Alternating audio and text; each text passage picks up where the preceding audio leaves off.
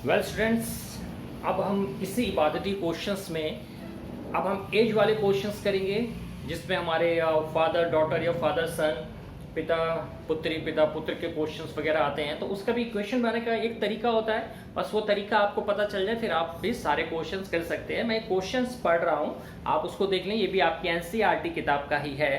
ये कह रहे हैं कि 5 वर्ष पूर्व नूरी की आयु सोनू की आयु की 3 गुनी थी। अब इसमें 2 पर्सन्स हैं, एक तो है आपकी नूरी और एक है आपका सोनू। तो आप पहले उनकी आयु को x और y मान लें। जो पहले दिया है उसको x मान लें और जो बाद में दिया है उसको आप y मान लें। तो इसमें आपको सोनू और सोनू की कह रहे हैं, सबसे पहले नूरी की कह रहे हैं और फिर सोनू की कह रहे हैं। ठीक है, तो लेट जो नूरी है उसकी एज को x मान लिया और जो सोनू है उसकी एज को y मान लिया। पहला काम ऐसे क्वेश्चंस में ये होता है। अब क्या कह रहे हैं कि 5 वर्ष पूर्व, यहां तक रुक जाइए, 5 वर्ष पूर्व यानी कि 5 वर्ष पहले, 5 years ago। 5 years ago का मतलब माइनस में चला गया। 5 साल पहले इस नूरी की आयु कितनी थी? नूरी की ऑब्वियसली x - 5 5 वर्ष पूर्व, और सोनू की कितनी थी? वो y - 5, क्योंकि वो एगो की बात कर रहे हैं, पीछे की बात कर रहे हैं। ठीक है, तो पहले हमने क्या किया, नूरी की एज को हमने x माना और सोनू की एज को हमने y माना। तो फिर कह रहे हैं 5 साल पहले, तो 5 साल पहले हमें लिखना पड़ेगा कि 5 साल पहले नूरी की एज x - 5 थी और सोनू की y - 5। उसके बाद फिर ये क्या कह रहे हैं कि 10 अच्छा फिर कह रहे हैं 5 वर्ष पूर्व नूरी की आयु सोनू की आयु की 3 गुनी थी। ये लाइन समझने वाली है। देखो, 5 वर्ष पूर्व नूरी की आयु, अब नूरी की आयु ये यानी कि x - 5 इक्वल्स टू, यानी 5 साल पहले नूरी की आयु सोनू की आयु की 3 गुनी थी। सोनू की आयु कितनी है? इतनी, y - 5। तो ये इसकी कितनी थी? 3 गुनी। तो यानी यहां पे 3 लगा लेंगे। ये ध्यान रखना है आपको। 5 वर्ष पहले नूरी की आयु सोनू की आयु की 3 गुनी थी। ये हमारी इक्वेशन बन गई। फिर क्या कह रहे हैं उसके बाद 10 वर्ष पश्चात। अब 10 वर्ष पश्चात यानी कि प्लस में आ जाएगा। तो 10 वर्ष पश्चात नूरी की आयु कितनी हो जाएगी? x + 10, और सोनू की कितनी हो जाएगी? y + 10। ठीक, ये बनाने का तरीका जिस तरह ये बताया था, 5 साल पहले वाला और ये 10 साल बाद वाला। तो 5 साल पहले वाले में उन्होंने बोला कि इसकी आयु इसकी 3 गुनी थी, हमने उसकी इक्वेशन बना दी।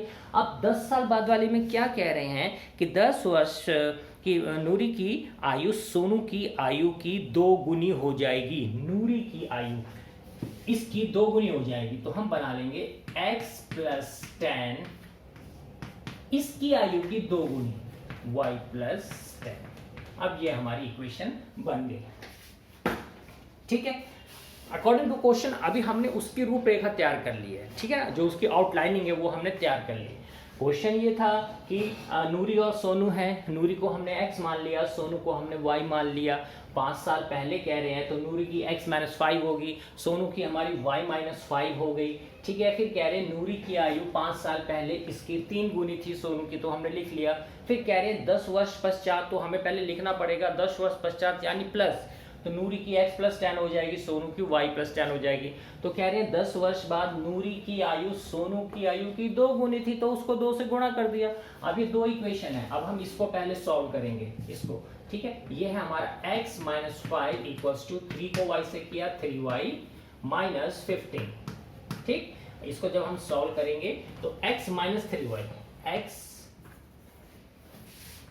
x इधर आके ये -3y इक्वल्स टू -15 पहले से ही है और ये +5 हो गया। तो ये हमारे पास आ गया x - 3y इक्वल्स टू 15 में से 5 गए 10 -10। ये मेरी अब फर्स्ट इक्वेशन बन गई। x - 3y इक्वल्स टू -10, वो मेरी इससे बन गई। अब मैं सेकंड को भी सॉल्व करूंगा। सेकंड को सॉल्व करूंगा तो इसको मैं यहीं पे कर लेता हूँ। x plus 10 equals to 2y plus 20, 2y plus 20, x plus 10 का x प्लस 10 और 2y 10 टू ज़ा 20। अब ये क्या आ गया मेरे पास, x minus 2y equals to 20, इधर आके माइनस 10, तो ये हो गया x minus 2y equals to 10। ये मेरी सेकेंड इक्वेशन बन गई, ठीक है, ये मेरी सेकेंड इक्वेशन बन गई। अब फर्स्ट ये है, सेकेंड ये है, इन दोनों को मैं सॉल्व करता हूँ, वही मेथड विलोपन विधि, ठीक। अब ये है x minus 3y equals to minus 10 और ये x minus 2y equals to 10, ठीक। ये मेरी थी x minus 3y equals to minus 10, ठीक है, और ये मेरी बन गई x minus 2y equals to 10। अब इन दोनों को आपस में घटाने पर, जब घटाएंगे ये माइनस हो गया, ये प्लस हो गया और ये मेरा माइनस हो गया, ये कट गया आपस में, ये प्लस का और ये माइनस का, तो 3 में से 2 गया 1, ये माइनस y, ये दोनों हमारे माइनस के हैं, तो माइनस माइनस प्लस होता है, ये हो गया इक्वल्स टू माइनस 20, तो माइनस से माइनस कट गया, y का आंसर क्या आ गया 20। यानी हमें उनकी वर्तमान आयु निकालनी है, y हमने किसको माना था, सोनू को, तो y हमारा 20 साल का आ गया, यानी वर्तमान आयु उसकी जो हमारी 20 साल आ गई। तो अब हमें निकालनी है नूरी की आयु। अब y की वैल्यू को चाहो तो इसमें, चाहो तो इसमें कहीं भी रख दो, मैं इसमें रख रहा हूँ, ठीक है। y की वैल्यू लिखना पड़ेगा, put the value of y in equation third या फोर्थ, आप थर्ड में रख रहे हैं तो x minus 3 into 20 equals to minus 10 और x माइनस 20 दिया 60 इक्वल्स टू माइनस 10 और x इक्वल्स टू माइनस 10, इधर आके ये प्लस 60, तो x इक्वल्स टू 60 में से 10 गए 50, यानी इसकी आयु 50 साल थी। देख लीजिए, आप ध्यान से देखिए इस क्वेश्चन को, समझिए कि अगर हमारी एज वाले क्वेश्चंस होते हैं तो उन्हें हम किस प्रकार से सॉल्व करते हैं। अच्छी तरह देखिए, पूरा स्टेप वाइज देखिए, ताकि आपको इसमें कोई प्रॉब्लम ना हो।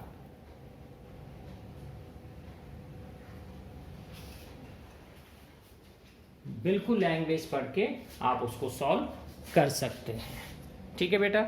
अब इसमें कुछ जो और दूसरे टाइप के क्वेश्चंस भी हैं इसमें वैसे, बट आई थिंक आपको इसमें दिक्कत नहीं आएगी। कुछ हमारे क्षेत्रफल वाले क्वेश्चंस भी हैं, तो मैं फिर आपको दोबारा कहना चाह रहा हूँ, जितनी कंसंट्रेशन से आप इन क्वेश्चंस को करेंगे, अब क्योंकि आप इक्वेशन पहले सीख चुके हैं कि इक्वेशन हमें कैसे सॉल्व करनी है, वो आपको पता चल गया है। अब ये लैंग्वेज वाले क्वेश्चंस आते हैं, तो जब आप इसकी इक्वेशन बना लेंगे, फिर आपका मेथड है एलिमिनेशन मेथड, तो यूज़ कीजिए आप उसमें, तो कोई प्रॉब्लम नहीं आएगी। तो अब आपका ये रिवीजन जो दोबारा था, लीनियर इक्वेशन इन 2 वेरिएबल्स, अब ये चैप्टर आज आपका फिनिश है। आपके बुक में, एनसीईआरटी की बुक में बहुत सारे क्वेश्चंस हैं, उसको करिए, खाली मत बैठिए, प्रैक्टिस करिए and send it to me on this group.